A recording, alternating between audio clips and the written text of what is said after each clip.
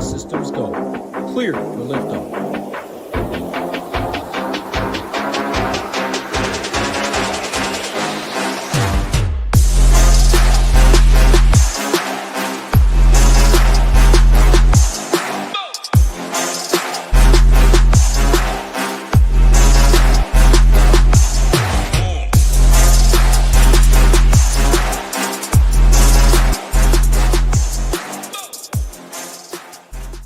What is going on, SHIPIT Nation YouTube station? Back Friday, January 3rd here.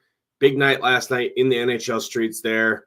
If it wasn't for the late Colorado goals, I think they scored 3 goals late and a goal there in overtime, which dropped me a little bit, but was pretty much in first in every contest until that happens. But hey, that's the way the cookie crumbles. Still had a really good night myself. A lot of members out there. I saw you guys have some pretty decent nights.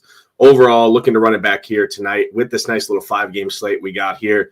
2 6.5 totals, a 6 total, and then 2 5.5 totals. Don't worry too much about totals in general, but typically that's where the masses generate and gravitate towards is the higher totals, right? So do our best to break it down here, talk through it using the stone, as you can see here up on the screen. Slate plan is already live for SHIPIT Nation subscribers out there. Check it out. I went pretty in depth there in general. I'll be in the Discord as always, and my core plays will be live on the website there. First game on the docket here, Florida and Pittsburgh here. In general, I think this is a pretty good game here. Both these teams on a back-to-back, I believe. Florida's on a back-to-back. Pittsburgh is not on a back-to-back here. Should be Bob in that, I believe.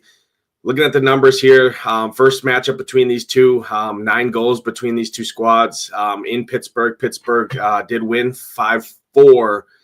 Coming here tonight, I think this is an amazing spot here for Florida to bounce back in general, get their revenge. They played a tough game last night at home against Carolina, lost 3-1. First time they kind of dropped the ball to Carolina this year. So I look for them to kind of come and smash Jari and company here. Really like Barkov a ton, Tkachuk, Sam Reinhart, really like those guys a ton. Evan Rodriguez is a great option as well. Carter Verhaeghe, don't love it on the third line at 7,100, but he should be pretty low owned. You can pair him up with Anton Lundell, add him to a power play correlation, or a guy like Jesper Bovqvist there at Stone minimum.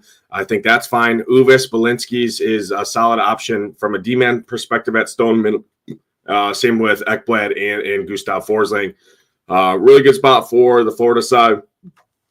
Excuse me, on the Pittsburgh side, Malkin and Bunting, and I mean, those two guys are fine. Matt Grzelcyk is fine, always at 3,500. Running that top power play now with the injury there to Chris Letang. Sid is fine. Rust, Raquel are fine. I just don't love it here against Florida. Definitely preferred Florida side here. Nobody's really going to play the Pens. You can play them. If I've been going to them, I'd probably just stick to the big dogs, to be honest, with looking at these this ownership here. So Sid, Russ, Raquel, Bunting, Grzelcyk, kind of the top power play guys, I think make some sense here. Looking at the numbers, Panthers do struggle a little bit on the penalty kill, 78%, give up a decent amount of chances. But other than that, they limit high danger chances, 4th best team in the league.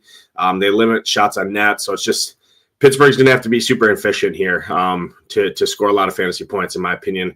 And that's why I side with the Panther side, facing the Pens, who are 29th in the league in expected goals against on the road this season. Next game on the slate here, Montreal and the Blackhawks. I love the spot for Montreal here. Kirby Dach is super cheap. You can pair him up with Patrick Laine, a power play specialist there, and Alex Newhook. Super cheap second line stack there. Like it quite a bit, but my preferred line is definitely Suzuki, Caulfield, and Slafkovsky there. Absolutely love that. Lane Hudson is an amazing pairing as well. So my 4 favorite skaters, Suzuki, Caulfield, Slafkovsky, Lane Hudson. I like all 4 of those guys a lot. Matheson is fine as well from the defensive standpoint. And then, like I said, Kirby Dach, Patrick Laine, Alex Newhook are fine as well. And if you want to get really sneaky, Jake Evans at 2.8K, really nice price. Don't sleep on Evans and Armia, 2.7K, 2.8K, that little mini stack there. 4th liners, if I'm going to play them, I want to play them on the road. And the nice thing about them on Montreal, they do get between 15 and 16 minutes. Montreal does pretty much split these guys down the center for the most part. So I don't mind Armia. I don't mind Jake Evans. I don't know if you need it here tonight with the salary. But if you want to play the Edmonton chalk with McDavid and Draisaitl and Hyman and Bouchard, they get expensive quick. So dropping to a guy like Armia and Jake Evans, I think, are definitely interesting. So I like those guys quite a bit. On the Blackhawks side, I would just focus on the top power play here for me. Bedard, Teravainen, Bertuzzi, Nazar, and Seth Jones. But looking at this ownership, it's kind of ridiculous to me. Don't understand this ownership. Montembeault is my favorite goalie in net. Blackhawks as chalk seem like a boat I want to jump off. So give me the Montreal side. I think Montreal wins this game pretty easily. Don't think Blackhawks really have much success outside of the power play. But I mean, getting 30% ownership on the Blackhawks seems like a miss to me. So much rather play the Montreal side in that game for sure. Next game on the slate, this is probably the game I'm least interested in. If I had to pick a side, it'd probably be with the Senators, just because they have done pretty well against the Blues in their history.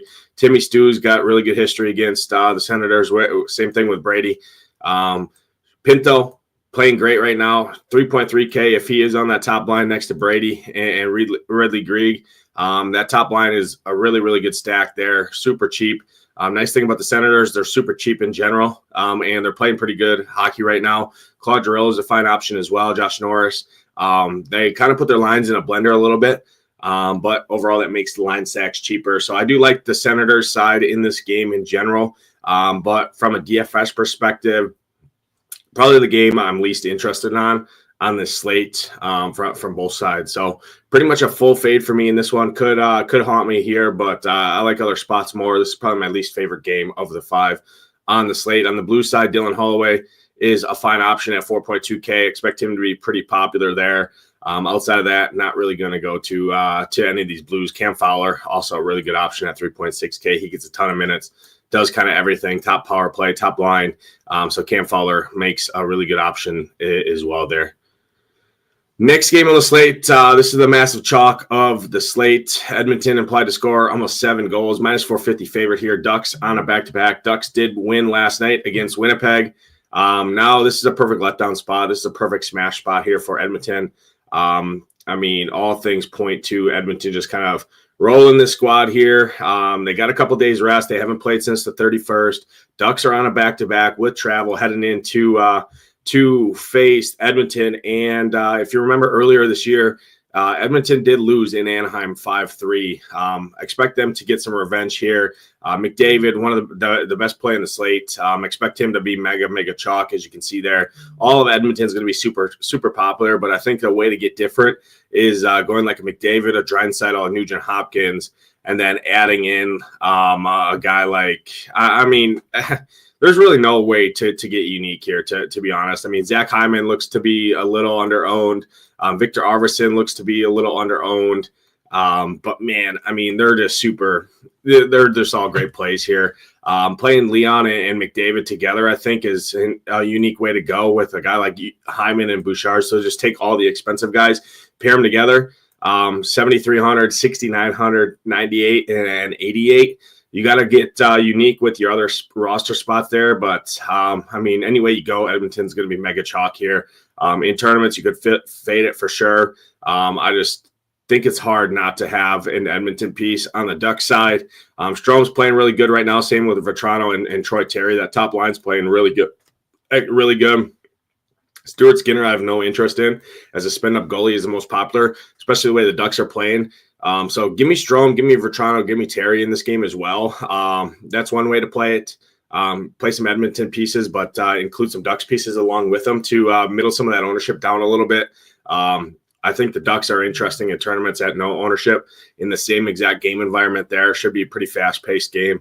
Skinner and the defense from Edmonton is pretty non-existent in general. So Strome, Vetrano, Terry, good options there. Lacombe, also a good option. Jacob Trouba down there as well. Fine options, but really good game. Edmonton side, play them all anyway, any which way.